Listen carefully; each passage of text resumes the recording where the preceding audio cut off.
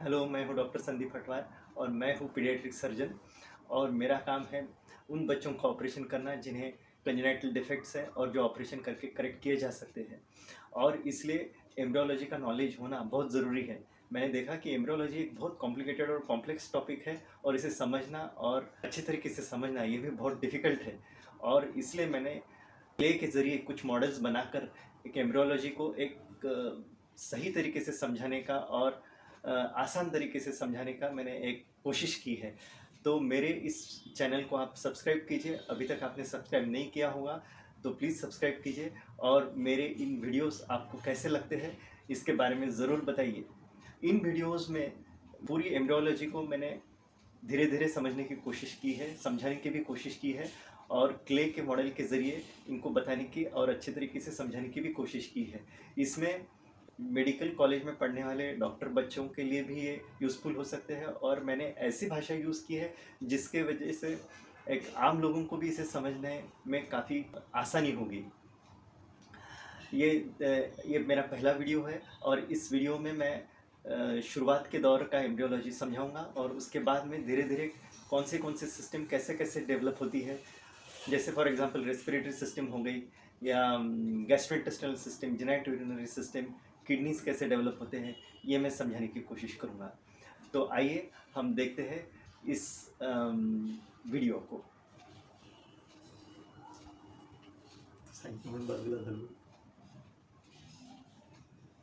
खाली बाजूला व्हायला पाहिजे. असं करू. असं पण ठीक आहे. तो जब फर्टिलाइजेशन होता है तो हमें मालूम है कि एक हैप्लॉइड मतलब आधा एक सेल और आधा स्पर्म सेल ये फ्यूज होके एक डिप्लॉइड जाइगोट बनता है और वो ये स्पीडीली डिवाइड होता है और डिवाइड होके एक सेल से ऐसे एक मास ऑफ सेल बन जाता है। This cells are surrounded by a thick layer called zona pellucida. और इस सेल डिवीजन के लिए बहुत एक इंटरेस्टिंग फैक्ट ऐसा होता है कि न्यूट्रिशन कहाँ से मिलता है। तो बाय द टाइम ये फर्टिलाइजेशन होता है वो गर्भ की नली में मतलब फैलोपियन ट्यूब में फर्टिलाइजेशन होता है और ये जो एम्ब्रियो बनने की प्रोसेस चालू हो गई है ये अभी तक प्लासेंटा बना नहीं है और ये एम्ब्रियो अभी तक गर्भ के इम्प्लांट हुआ नहीं है। तो इसके लिए न्यूट्रिशन कहाँ से मिलेगा? तो जब तक इसमें ग्रोथ पोटेंशियल है तब तक ये सेल्स डिवाइड होते रहते हैं और धीरे धीरे ये यूट्राइन कैविटी में आता है और यूट्राइन कैविटी में आने के बाद में डे 4 को ये इम्प्लांट होता है यूट्राइन कैविटी में। उस समय पे एंडोमेट्रियल फ्लूइड या यूट्राइन मिल्क जो होता है वो जेना पेलुसिडा से अंदर नहीं जा सकता है। तो जेना पेलुसिडा धीरे धीरे डिसइंटीग्रेट होता है और ये फ्लूइड धीरे से अंदर जाता है और फिर वहाँ से न्यूट्रिशन मिलता है। जैसे ये फ्लूइड अंदर जाता है ये यहाँ पे एक कैविटी बनती है जिसको बोलते हैं ब्लास्टोसिस्ट और वो ब्लास्टोसिस्ट धीरे धीरे ये सेल डिवाइड होकर इनर सेल मास होता है जो अभी पहले हमने देखा और वो धीरे धीरे डिवाइड होने के बाद में ये जो आउटर लेयर है इसे बोलते हैं ट्रोपोब्लास्टिक लेयर। और ये इसके ऊपर की कैविटी एमनियोटिक कैविटी, ये इपिब्लास्टिक सेल्स, ये हाइपोब्लास्टिक सेल्स और ये हो गया प्राइमरी योक सैक। इसे योक सैक इसलिए कहते हैं क्योंकि इसमें योक है इसलिए इसे योक सैक नहीं कहते हैं। इसके अंदर जो फ्लूइड है वो फ्लूइड इस सेल डिवीजन को न्यूट्रिशन प्रोवाइड करेगा, एनर्जी प्रोवाइड करेगा और इसलिए इसे कहा जाता है कि ये योक सैक है। ये जो सराउंडिंग ग्रीन कलर के सेल्स हैं इन्हें ट्रोपोप्लास्टिक सेल्स कहते हैं। ये ट्रोपोप्लास्टिक सेल्स डिवाइड होके एक एक्स्ट्रा एम्ब्रियोनिक मेसोडर्म बनता है और इस मेसोडर्म में छोटे छोटे वैक्यूल्स बनते हैं। ये कोएलस होके एक्स्ट्रा एम्ब्रियोनिक सिलोम बनेगा और फिर इसे हम कहेंगे सेकेंडरी योक सैक। ये अभी भी प्लासेंटा बना नहीं है और ये योक सैक ही इन डिवाइडिंग सेल्स को न्यूट्रिशन प्रोवाइड करने का काम कर रही है।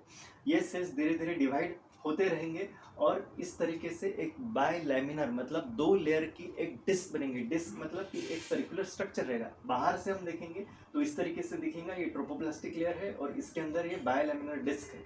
ये ऊपर का लेयर है, ये नीचे का लेयर है और इसके ऊपर ये जो कैविटी है इसे हम कहते हैं एमनियोटिक कैविटी और ये नीचे का होता है योक सैक। आप देख सक रहे हैं ये दो लेयर्स है इसके अंदर।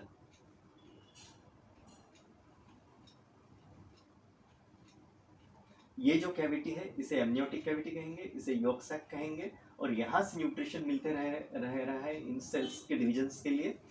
ये अगर हमने इसको हटा दिया तो ये हमें ये बाइलैमिनर डिस्क दिखती है। ये ऊपर का लेयर है जो एमनियोटिक कैविटी की तरफ है, और ये नीचे का लेयर है जो योक सैक की तरफ है। इसे ही हम कहेंगे बाइलैमिनर डिस्क। और ये डिस्क इसलिए कहते हैं क्योंकि इसका शेप एक राउंड सर्कुलर शेप है, और इसलिए हम इसे डिस्क कहते हैं। ये ऊपर का लेयर है, इसे हम कहते हैं इपीब्लास्ट, और नीचे का लेयर ये रहेगा एमनियोटिक कैविटी की तरफ, और नीचे का लेयर है, मैंने जानबूझ के दो अलग कलर यूज़ किए हैं, और जिसे हम इसे अगर इसे पलटाते हैं तो ये नीचे का लेयर है, इसे हम कहेंगे हाइपोब्लास्ट। हाइपो मतलब नीचे, ईपी मतलब ऊपर, और इस तरीके से ये लेयर है। ये कनेक्टिंग स्टॉक है। अभी तक प्लासेंटा बना नहीं है, ये धीरे धीरे प्लासेंटा बनने की प्रक्रिया शुरू है। और ये जो इपीब्लास्टिक सेल्स है ये ऊपर इस तरफ है एमनियोटिक कैविटी की तरफ, और ये हाइपोप्लास्टिक सेल्स है ये योक सैक की तरफ है। अब ये योक सैक इसे न्यूट्रिशन प्रोवाइड कर रहा है, और इस तरफ प्लासेंटा डेवलप हो रहा है धीरे धीरे, और ये कनेक्टिंग स्टॉक है जो इस डेवलपिंग जो एम्ब्रियोनिक प्लेट है इसे यूट्राइन कैविटी से कनेक्ट करके रखता है। अब इस जगह पर क्या होता है कि इस कनेक्टिंग स्टॉक से न्यूट्रिशन आ रहा है, मगर ये न्यूट्रिशन को और अच्छे से लेने के लिए ये जो योक सैक है इसका छोटा सा एक्सटेंशन इस तरफ जाएगा कनेक्टिंग स्टॉक में, और इसे हम कहते हैं इस तरीके से, इसे हम कहते हैं एलेंटॉइस। ये हो गया एलेंटॉइस, और यहां से ये न्यूट्रिशन इसमें सक करेगा।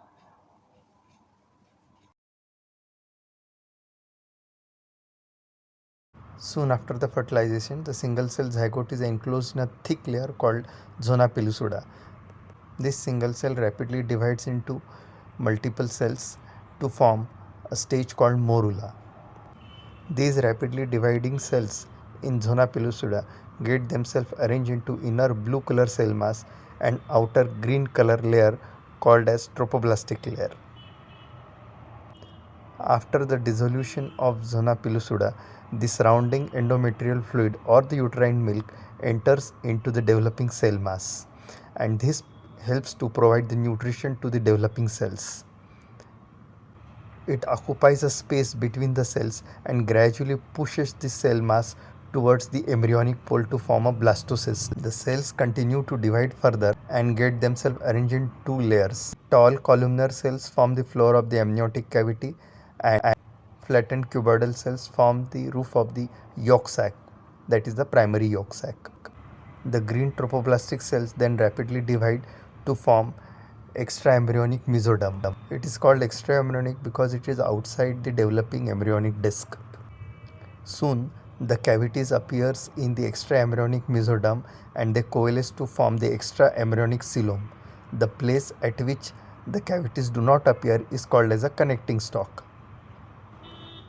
After the formation of the extraembryonic coelom, the primary yolk sac is now called as a secondary yolk sac. It continues to provide nutrition to the developing embryonic disc. It is interesting to note that in human embryos, the yolk sac doesn't contain yolk, but it is called as yolk sac because it provides nutrition to the developing embryonic disc, because by this time the placenta is yet to be formed and these dividing cells requires nutrition, and that is the function of the yolk sac. The yolk sac then extends into the connecting stalk and that extension is called as the allantois. Now this is the external appearance of the developing embryo. The outer green color layer is the developing tropoblastic cells, and inside you can very well appreciate the bilaminar disc. I have deliberately shown them in two different colors so that you can very well appreciate the bilaminar disc. Now this upper portion is the amniotic cavity and lower portion is the yolk sac. Now if I remove this tropoblastic layer, you see a bilaminar disc. The upper blue color and the lower orange color. These cells are arranged in a form of a circular disc and therefore it is called as a bilaminar disc. The upper blue color cell is called as the epiblast. This forms the floor of the amniotic cavity.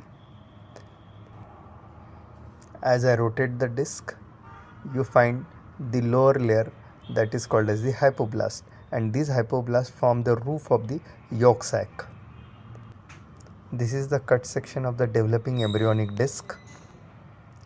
This is the upper portion which is called as the amniotic cavity, which is the floor of which is lined by the epiblastic cells, and this is the lower yolk sac, the roof which is lined by the hypoblastic cells. The placenta is not yet formed and the connecting stalk connects this developing embryonic plate to the uterine cavity. As the placenta is not formed, this embryo gets a nutrition from the yolk sac. In order to get a proper nutrition, the yolk sac extends into the developing connecting stalk. That is the amniotic cavity. This is the yolk sac, and this yolk sac now extend into the connecting stalk. This is that extension, and this extension is now called as allantois. Thus, this is how a single cell zygote is now converted into a bilaminar embryonal disc. The next stage is gastrulation, that is the formation of a 3-layer disc and the formation of notochord and neural tube, that we will cover in the subsequent videos. Thank you.